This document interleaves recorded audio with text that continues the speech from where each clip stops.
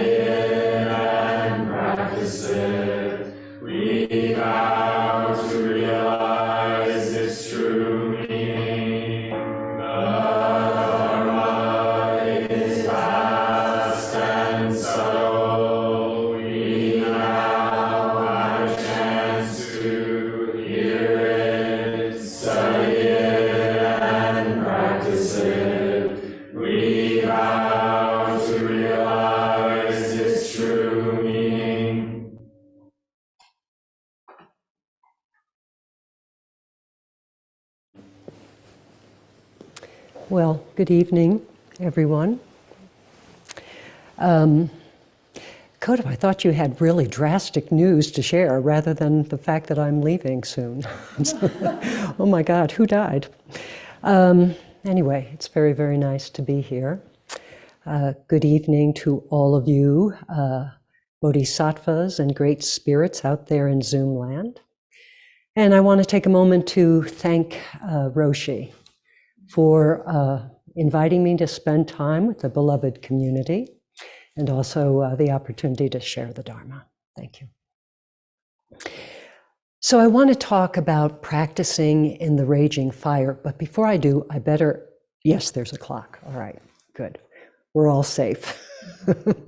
We could be here for a long time otherwise. I want to talk about practicing in the raging fire. I submitted this title and came up with it before I came to Upaya. But the morning that I was driving here, I saw a column of smoke up above that mountain behind Upaya. And being a woman who lives in the West and in California, things started to happen in my body. It's like, what is going on?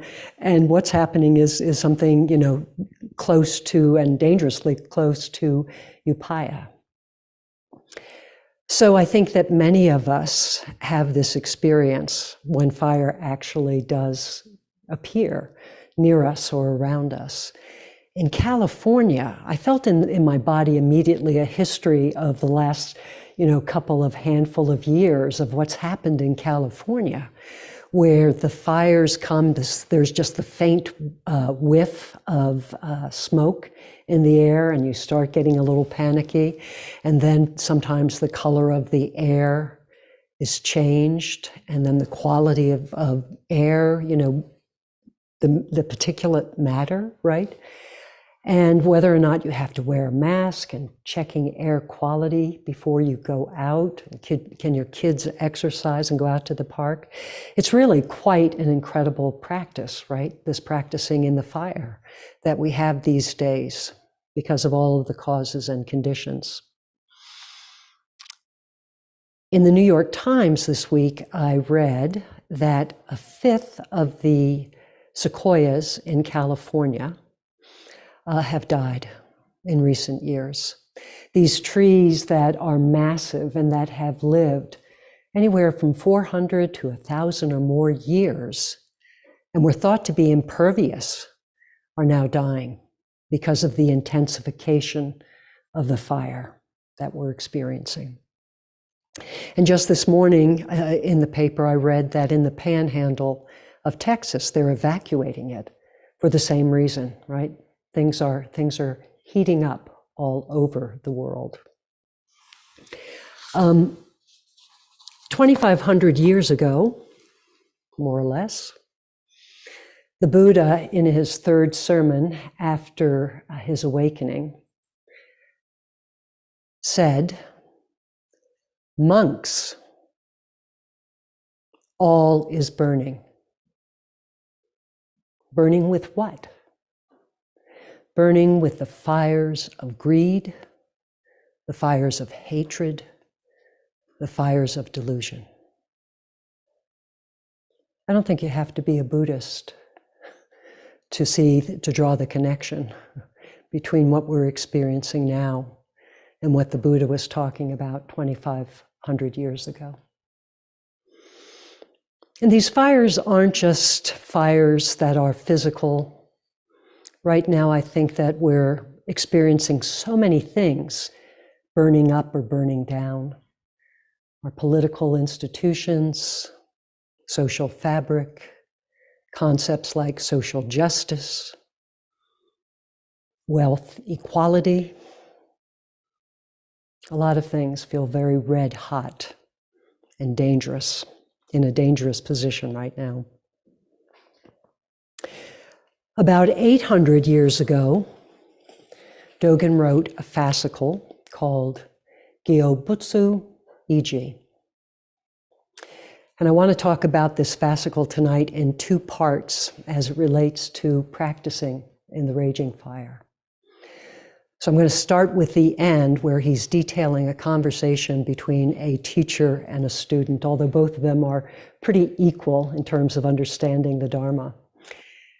And the first point that Dogen makes is to agree wholeheartedly, even though they're coming at the issue from slightly different angles, that they're both right. I'm going to read you the translation from our friend Kaz. And basically what they're both right in agreeing on is that we as Buddhas, Buddhas in becoming, bodhisattvas, we practice in the raging fire. We practice in the middle of the raging fire. Kaz's translation, he says, "The Buddhas in the past, present, and future abide in flames and turn the great Dharma wheel. The practice place of the Buddhas in the three times, past, present, and future, turning the Dharma wheel is invariably inside the flames. Inside flames is always Buddha's place of practice."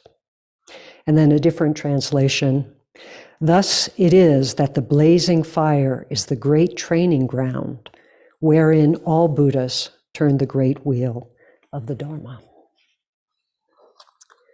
So perhaps we can take a little bit of comfort from the fact that we're in the right place. We're right on course. But it's still very disconcerting and unnerving to live at this time and to be in such raging fires. And I sometimes think about myself and in relation to this particular time, and I wonder, our immediate ancestors, for instance, Maizumi Roshi and Suzuki Roshi, who came from Japan, who experienced Nagasaki and Hiroshima. Those were pretty intense fires, right, that they practiced in. So is it a little bit of arrogance that we think that this is a more challenging time, that our fires are greater, more intense? I don't know, but I think we also can draw comfort from the fact that these wonderful practitioners, perfectly imperfect, all practiced and carried the Dharma through those raging fires to us. I'm very grateful for that, actually. There's another point that Dogen makes in this section of the fascicle. And it's a little esoteric. There's some jousting going on between the teacher and the student. And they both ultimately become great masters, so it doesn't really matter too much. But one of them says, Buddhas standing in the middle of the raging fire speak and preach the Dharma. And the student says, Buddhas standing in the raging fire stand upright and listen. And they're having this little argument back and forth, which is correct, which is better. And Dogen inserts his voice and very, very clearly says, missing the point, missing the point, guys. It is not about one being better or worse. Dogen makes this point in a number of fascicles. It is not about some approach or some posture, some way of being superior or inferior. The point is that the practice is authentic. And so both of these possibilities are accurate.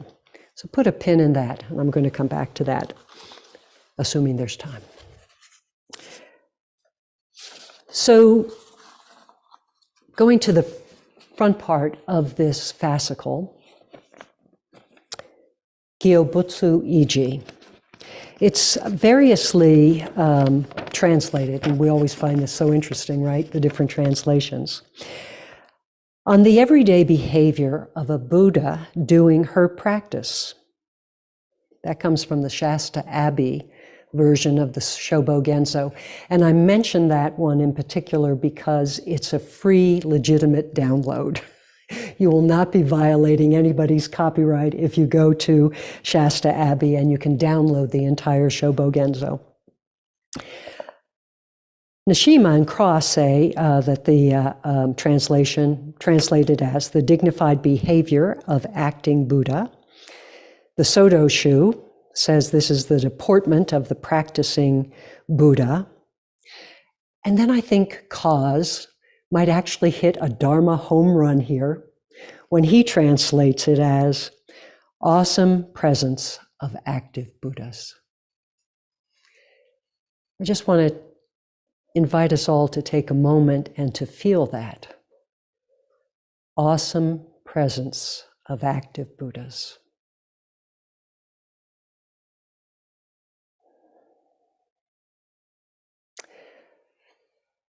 So what the others describe as, translate Iji as dignified, really points to how we comport ourselves. And in this whole first section of this fascicle, what Dogen is saying is that a Buddha who is serious about their practice, wholeheartedly committed to it and trying their best, uses their daily conduct for their practice, their everyday behavior, their everyday actions. And this is one of Dogen's primal tenets, which is that what we're doing here is practice realization. By doing it, by practicing something, by being in that action, we are simultaneously in realization. And he makes this point over and over and over again. And this is a very hard thing for us to believe. Or maybe it's just me, that it's not about knowing all the sutras. It's not about having all the endless lists memorized and at the ready. That it actually is my actions in my lifetime, right? All Buddhas, without exception, make full use of their everyday behavior for their practice. This is what is meant by a Buddha doing their practice.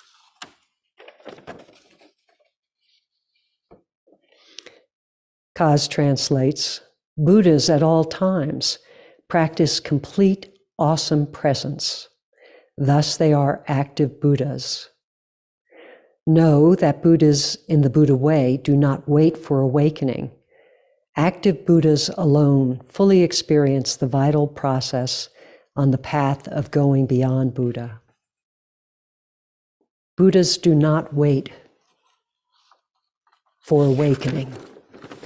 So we're not waiting for some, that's not going to work, some sort of state of transformation, enlightenment that's going to levitate us or give us complete and full understanding. We're going to start with and stay with our actions. And there are times when I think Dogen is just so down to earth and so actually delightfully accessible and even vulnerable, right? Self-revelatory. And he is such in this particular fascicle. And he says, you know, I too thought mistakenly that practice was all about conceptions and understanding all the concepts and all the sutras and all the study. I too thought that, right? And he says, that was me tying myself up in ropes of my own doing. That was a mistaken view.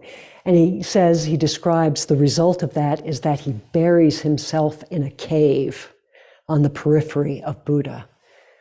I just find that totally endearing that he's sharing that with us. I find that very encouraging. I too have tied myself up in ropes of conceptualization, right? I must know the sutra. I need to know the whole library of, the endless library of literature, of teachings. No. I need to be upright in my actions.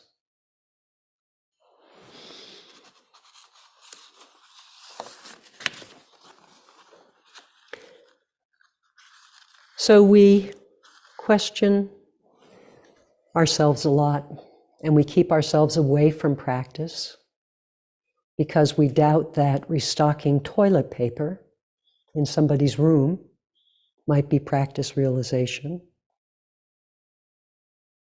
Coming up with a schedule for the residents might be practice realization. Being on a major highway and not flipping off somebody who's just cut in front of you is practice realization. Right? Can these ordinary mundane lives be the embodiment of practice realization? Inside and outside of the monastery? And Dogen repeatedly says yes, absolutely. So what is it beneath this dignified behavior? What is this awesome quality? Where does it come from? What makes the difference in the behavior between doing something without that quality?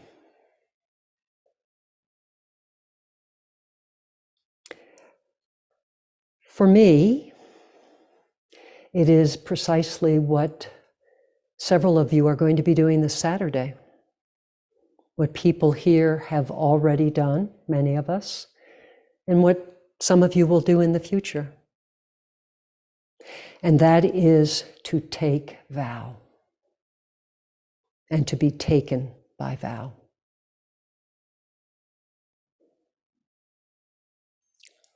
I love vow. I just do. It is so incredible, such good fortune to have come upon a practice that resonates so deeply, where I can make that sort of wholehearted commitment, and where the process of taking vow in the moment and in the future becomes the organizing principle of life. So much falls away when you live a life of vow. There's no worrying about whether or not you should flip off that person who cut you off on the highway, right? There's just this question of how do I stay in vow and how do I respond out of vow?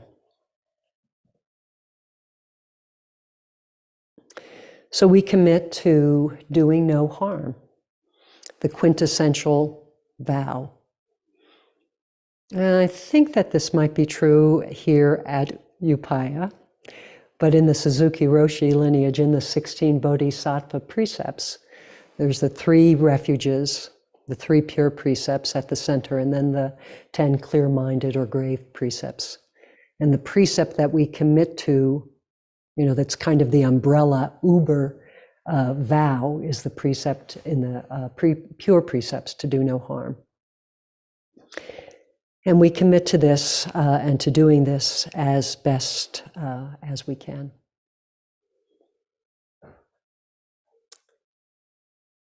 And in doing this, in taking the vow, in entering this life of vow, and bringing this incredible transformation then into the raging fire, we offer a number of really helpful things.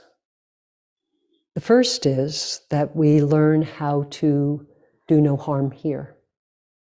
Monastery of self. To learn how to bring wisdom, compassion, and kindness here to this being, this little snippet of Buddha nature, so that we can then truthfully, genuinely give it to all beings. That is a great offering. Always that works. And we reside in a spirit then of what I have to call calm abiding. There is something so settling about being in vow and making this commitment, even though we may not embody it as perfectly. We won't embody it as perfectly as we like. There still is nonetheless a very settling energy to this. My teacher talked about vow as a staff that we hold, and no matter how high the flames of the fire might be reaching, no matter how hot they get, we always have this staff to steady us. And that the more we stay in vow, the stronger the staff gets. Chosen Bais, who's also in this Maizumi lineage, in her book, The Vow-Powered Life, talks about vow as an energy that we can harness. Kind of like getting that draft the bikers get, behind each other. We can take a ride on other people's vow. When we're a little faint, perhaps in our own vow, tired, whatever, lonely, that we can call upon the energy of vow to help us. And I think about this as like when I'm on BART sometimes, in San Francisco, and it's getting a little shaky and wobbly, or it's going too fast, or it comes to a sudden stop, goes around a curve. There are those straps up above that I can hold on to. I can take the energy of that and stabilize myself and still continue to be in alignment with vow. And for myself, I just think of vow as my zip code. It's just where I live, wherever I am.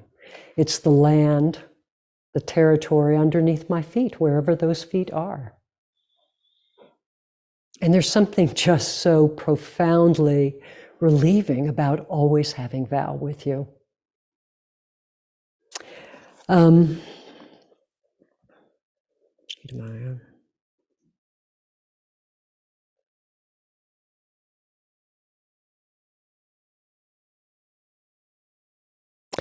So whether we are in stillness or in motion, in situations we like or we dislike, we stay in vow.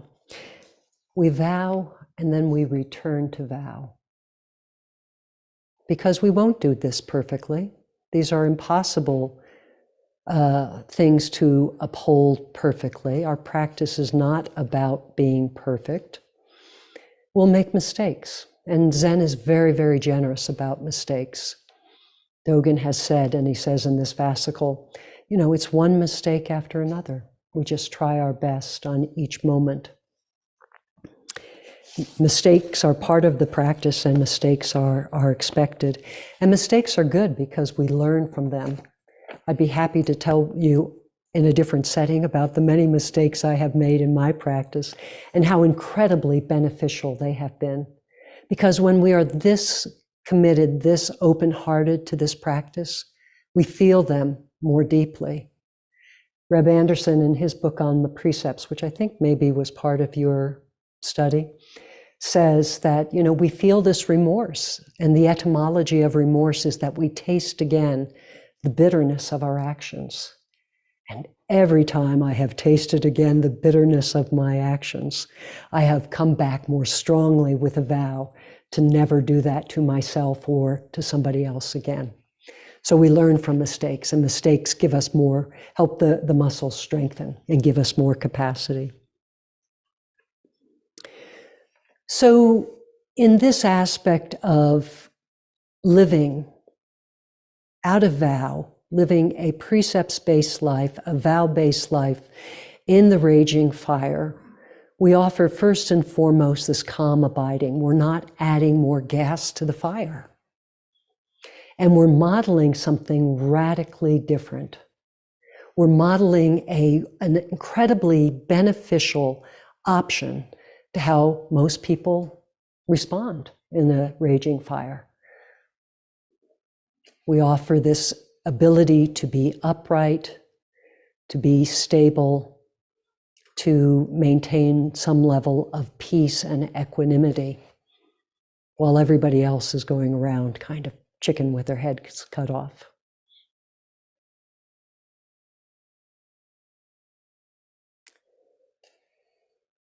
We also offer, out of this practice, something that the world so sorely needs right now. And that is our commitment to developing in ourselves and embodying this whole notion of non-duality.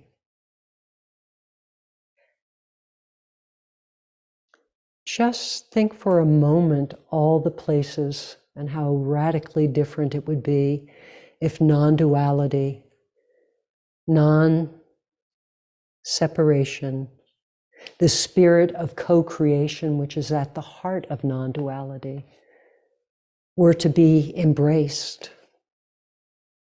Imagine what it would be like in the Middle East. Imagine what it would be like among places where there's racial strife.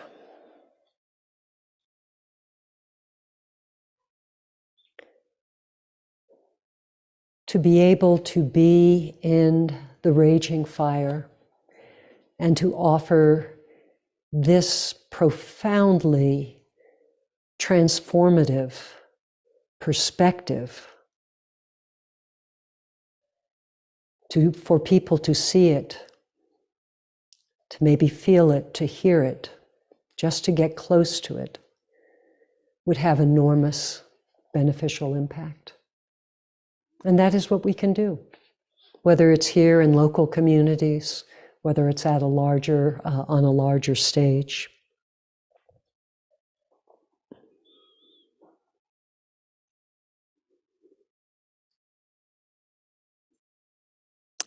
So we may wonder if, given the intensity and the urgency of what we experience right now in our lives, how we experience the raging fire, is it enough? And that's very hard to say. I don't think we'll know. So we have to have trust and faith and continue to act out of don't know mind on this score. But I will caution us to remember, to remind ourselves, that the Bodhisattva vow does not say, the world is a royal mess and I vow to fix it. I think that's a little bit of a troublesome proposition for all of us, no matter how good our practice, right? The world is imperfect, I vow to perfect it. No, beings are numberless, I vow to awaken with them. I vow to see the truth, right? Creations are numberless, I vow to free them. These are very, very different propositions and very different invitations of how to engage with the world at this time. And so we do what we can, and each of us has different causes, different conditions, different skills, different capacities in our lives, different resources. You know, some of us might have physical constraints, might have children. Some of us have more financial resources to put behind things, causes that they believe, more time to go out and do canvassing. I mean, you know, here we are sitting at February, an election year. I think the fire's pretty hot, looking down the barrel of the next few months. And again, going back to that point that I said, please put a pin in. It is not about having a superior embodiment of how we engage with the world in this raging fire or an inferior one. It's about our authentic actions, what we are authentically able to do at this time. For some of us, you know, it might be actually caring for an elderly parent, or raising children who are whole and have a different view of the world, where we're not all disconnected and in dualism. For some of us, it is helping and volunteering to give asylum to migrants, refugees. For others, it's sheltering non-human beings who are in need of care and have been abandoned. There's no one particular way. It's how we meet authentically and skillfully the causes and the conditions of our lives, how we choose to express our vow, our understanding of no separation while we're in the middle of this fire.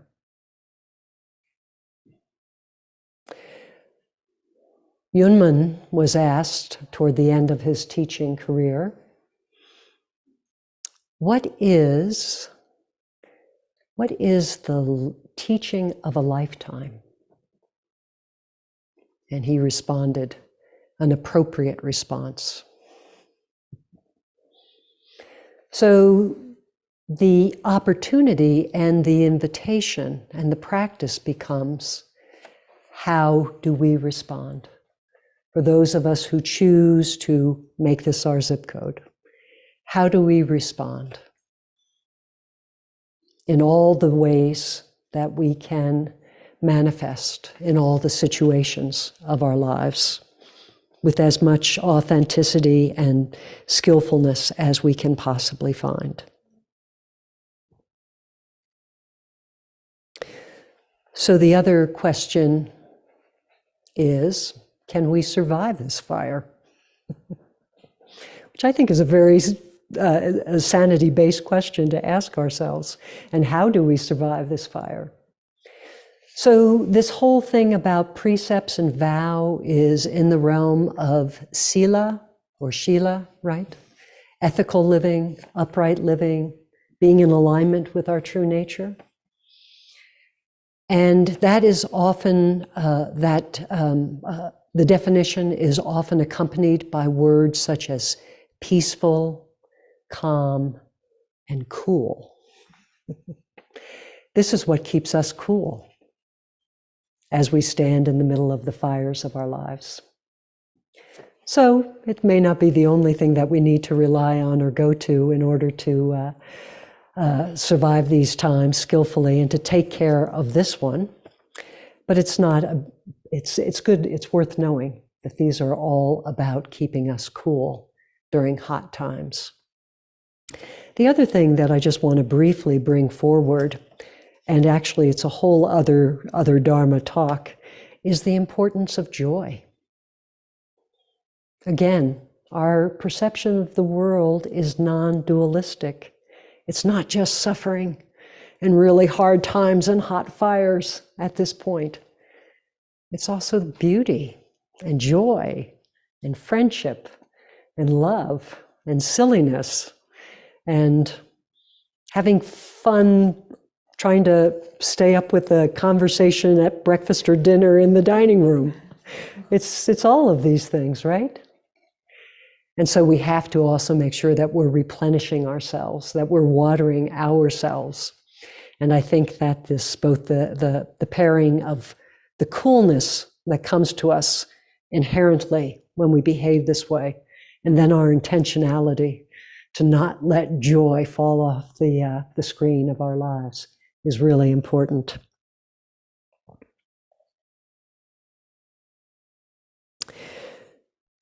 So I want to give you one other quote from this. Beautiful fascicle.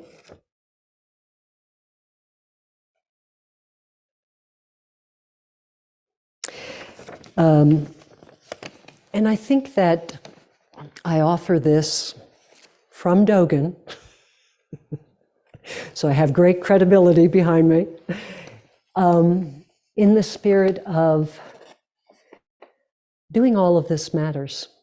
You know, when we might feel disillusioned, heartbroken, uncertain, despairing, you know, does it really matter? Does it make any difference?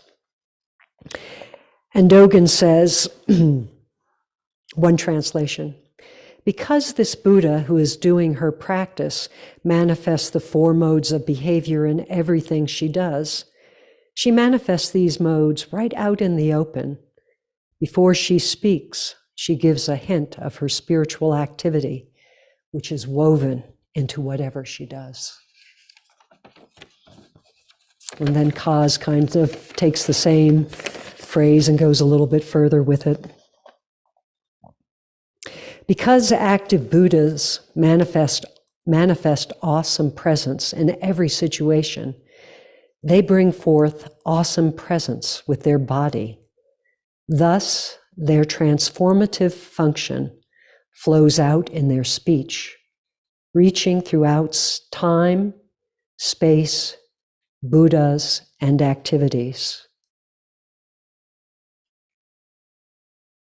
This is to give up holding back on your life, to hold on fully to your life. Thoroughly understand that the awesome presence and the presence of, thoroughly understand that in the awesome presence and the presence of awe, the great way is wide open. I love particularly the line, thus their transformative function flows out. Being this way is an offering of transformation. We can offer something into this world, into this situation at this time, that is of a beneficial nature, that is of a transformative nature. So,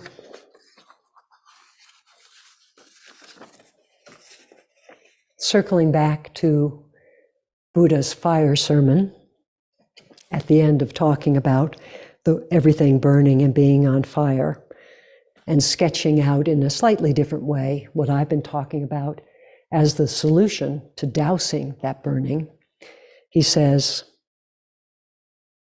the holy life has been lived out.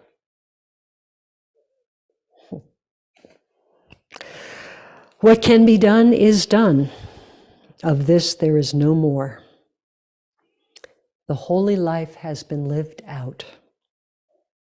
What can be done is done. What can be done, we can do. May we, along with all beings, help douse all that burns. Sadhu, sadhu, sadhu. May it be. May it be so. Thank you all, you awesome Buddhas, for your kind attention.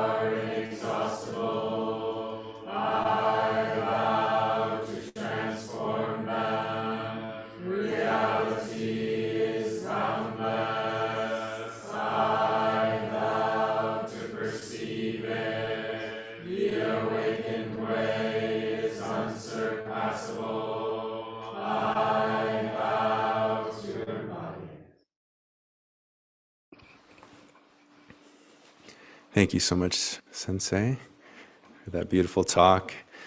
Kind of to lead us into this this period this week where several of our residents, our local community, and then many of the local Sangha members and Mahasangha throughout the world will be joining together to receive Jukai, to receive the precepts, to receive the vows on Saturday morning.